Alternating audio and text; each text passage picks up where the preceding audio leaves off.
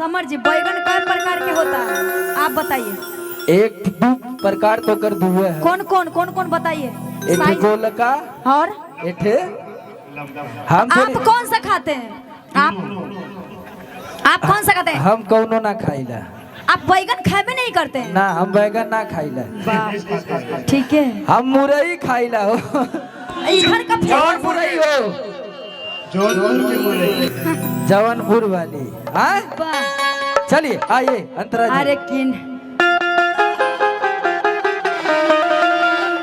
अरे कि नया नया बन के आइला पाया पारी।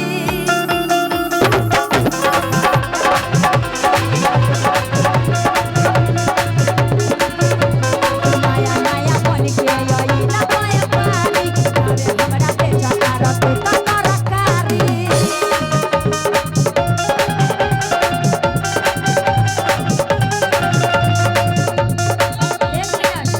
हम जो गा रहे हैं बस वही जो गा रहे हैं वही ट्यून बजाइए।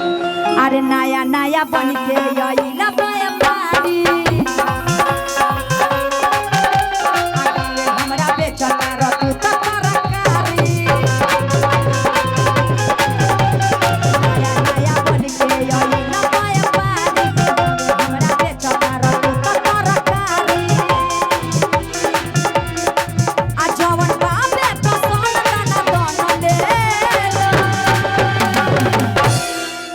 लमका आपको चाहिए कि गोलका?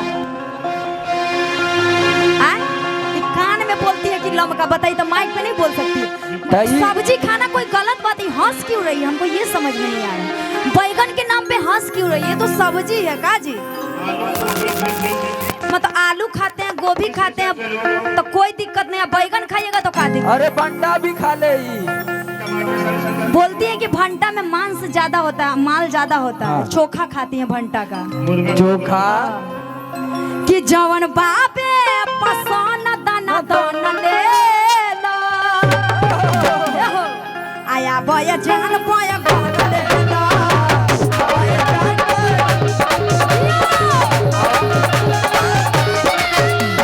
नया नया बन के आइला पाया पारी।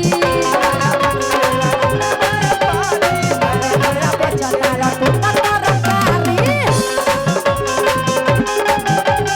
बाबे पसंद दाना दाना ले लो। अरे की गली में गड़ा दाउड़ा बत चली। आ मचेला लइकन में खलवानी। अरे की मारले नि सेंट जब हम गम करवा। अरे की गोरी तोरी, अरे की गोरी तोरी चुनरी बा झलकौआ। आ जान मारे लगाई लखनऊआ। गली में गरदा बुढ़ा बत चली।